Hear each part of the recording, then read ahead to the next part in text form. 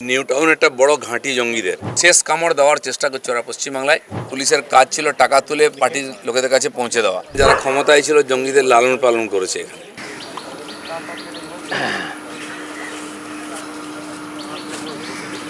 জঙ্গিযোগে একের পর এক গ্রেপ্তার হচ্ছে রাজ্যে। মন্ত্রী দিলীপ ঘোষের মতে দেশের বিভিন্ন প্রান্তে এই জঙ্গিদের নিকেশ করেছে মোদী সরকার। দেখুন, মাননীয় নরেন্দ্র মোদী ক্ষমতায় আসার পর থেকে এই জঙ্গিদের নিকেশ করার যে এখানে অভিযান চলেছে, তাতে জম্মু কাশ্মীর থেকে তামিলনাড়ু সব জায়গা থেকে জঙ্গি দমন শুরু হয়েছে এবং দক্ষিণ ভারত থেকে আরম্ভ করে পূর্ব ভারত, পশ্চিম ভারত পর্যন্ত যে মাওবাদী টেরোরিজম চলেছে তাও শেষ হয়েছে। এখন বাংলা হচ্ছে তাদের শেষ ডেস্টিনেশন, তাদের শেষ ঘাঁটি। সেই ঘাঁটিতে হাত পড়তেই ক্ষেপে উঠেছে জঙ্গিরা। তাই জন্যই চলছে বিভিন্ন ধরনের সন্ত্রাসবাদী কার্যকলাপের পরিকল্পনা এবং তা রুখতে বদ্ধপরিকর রাজ্য পুলিশ। শেষ ঘাঁটি ছিল পশ্চিমবঙ্গ, যেখানে যারা ক্ষমতায় ছিল জঙ্গিদের লালন পালন করেছে। এখানে বাংলাদেশ থেকে ডেকে নিয়ে এসে থাকার জায়গা দিয়েছে। আজকে আমি যে নিউ টাউনে দাঁড়িয়ে আছি, এই নিউ টাউন একটা বড় ঘাঁটি জঙ্গিদের। সাপুরজি থেকে বহুবার টেররিস্ট বা গ্যাংস্টার, মিজোরাম থেকে পাঞ্জাব, সব জায়গার অ্যান্টি ন্যাশনাল অ্যান্টি সোশ্যালরা এইখানে ধরা পড়েছে। আর এদেরকে কোনোদিন এদের মূল উপরে ফেরার চেষ্টা হয়নি। তো তাদের শেষ ঘাঁটি যখন ধ্বংস করা হচ্ছে, ওরা কিছু না কিছু রিভেঞ্জ করবেই। জঙ্গিদের তার বহু দূর অবধি যুক্ত। বহু বছর ধরে তারা এখানে তৈরি করেছে এই ধরনের ঘাঁটি।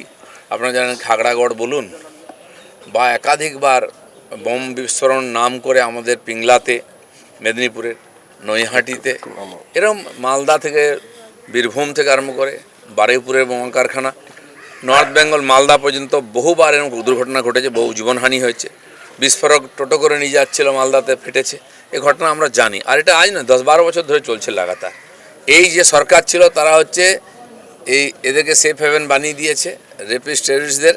কোনোদিন তার গায়ে হাত দেয়নি, বুঝিয়ে দিয়েছে আমরা তোমাদের সঙ্গে আজ খালি ভোটটা করিয়ে দাও।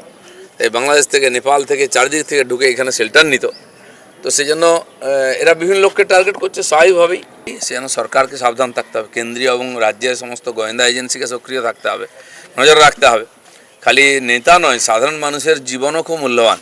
একটাও যেন জীবনহানি না হয় জঙ্গিদের হাতে, সে ব্যাপারে সতর্ক থাকতে হবে। সাধারণ মানুষকেও একটুখানি সতর্ক থাকতে হবে। শেষ কামড় দেওয়ার চেষ্টা করছে ওরা পশ্চিমবাংলায়, কারণ রাজনীতিক আর ছাতার তলাতেই এরা বেড়েছে। সেই ছাতাটা আমরা সরিয়ে নিয়েছি, সেই জন্য তারা কিছু রিভেঞ্জ করার চেষ্টা করছে। আমার মনে হয় পুলিশ প্রশাসন, গোয়েন্দারা খুব সতর্ক আছেন। মন্ত্রী ক্ষুদিরাম টুডু সাইবার হ্যাকারদের কবলে পড়েছেন, এই নিয়ে তিনি সোশ্যাল মিডিয়াতে জানিয়েওছেন। আর এই প্রসঙ্গে দিলীপ ঘোষ কি বললেন শুনেনি। হতে পারে, এগুলো সব কিছুই সম্ভব। আগের থেকেও চলতো, লোকে বললে কেউ কমপ্লেন নিত না, সাধারণ মানুষ ভুগেছে। এখন সামনে আসছে, সেই জন্য সব ব্যাপারে চুষদুরুস হতে হবে, সময় লাগছে। সমস্ত ব্যবস্থা ভেঙে পড়েছিল। পুলিশ প্রশাসন, পুলিশের কাজ ছিল টাকা তুলে পার্টির লোকেদের কাছে পৌঁছে দেওয়া টিএমসির আমলে। তো এখন পুলিশকে তাদের কাজে ফিরিয়ে আনতে গেলে সময় লাগবে। তাদের রুচি নষ্ট হয়ে গেছে, কাজ করার অভ্যেস চলে গেছে, তাদের কাছে সোর্স নষ্ট হয়ে গেছে।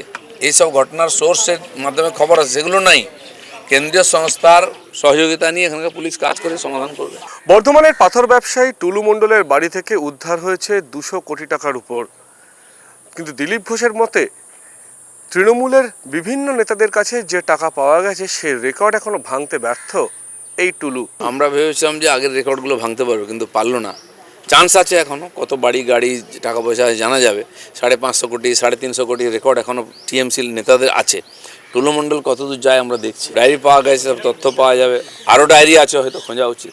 বালি, কয়লা, পাথর, মাটি, একের পর এক দুর্নীতি সামনে এসছে গত তৃণমূল সরকারের। আর এবার সামনে এসেছে রক্ত দুর্নীতি। কি বলছেন দিলীপ ঘোষ এই দুর্নীতি নিয়ে? দেখুন, কয়লা বালি থেকে আরম্ভ করে জমি আর মানুষের রক্ত শুধু নয়, মানুষের অঙ্গ প্রত্যঙ্গেরও ব্যবসা হতো এখানে। সেগুলো ধরা পড়েছে আগে। আর দুর্ভাগ্যবশত তাদের লোকেরাই জনপ্রতিনিধি হয়ে গেছিলো, তাদের টাকায় রাজনীতি করতো, নেতা মন্ত্রী এমএলএ এমপি হয়ে গেছে। তো আরও অনেক বেরোচ্ছে, আরও বেরোবে অনেক কিছু। রাজ্যে সব রকম সন্ত্রাস রুখতে তৎপর বিভিন্ন কেন্দ্রীয় এবং রাজ্যের এজেন্সিগুলো। কিন্তু দিলীপ ঘোষের আবেদন, সতর্ক থাকতে হবে সাধারণ মানুষকেও। ক্যামেরায় শুভজিতের সঙ্গে অনুভব সেনগুপ্ত, বর্তমান ডিজিটাল। ফলো করুন বর্তমান।